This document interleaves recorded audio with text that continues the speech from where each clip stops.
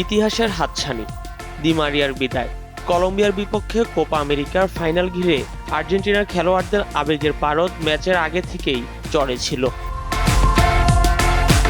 সেই আবেগ যেন শতধারায় উচ্চারিত হতে শুরু করে চোট পেয়ে লিওনেল মেসিকে মাঠের বাইরে চলে যাওয়ার মাধ্যমে।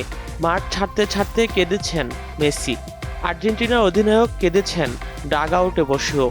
টেলিভিশনের পর্দায় মেসির কান্নার দৃশ্য দেখতে দেখতেই ম্যাচের নির্ধারিত ৯০ মিনিটের খেলা শেষ হয়েছে গোলশূন্য অবস্থায়। ম্যাচ গড়িয়েছে অতিরিক্ত সময়ে। সেখানে বদলি হিসেবে নামা মার্তিনেজের ১১২ মিনিটের গোলে কলম্বিয়াকে ১-০ ব্যবধানে হারিয়ে কোপা আমেরিকার রেকর্ড ১৬তম শিরোপা জিতল আর্জেন্টিনা।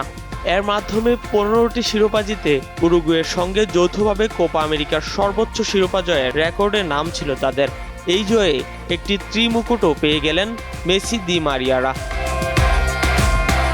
মহাদেশীয় শিরোপা, বিশ্বকাপ, আবার মহাদেশীয় শিরোপা।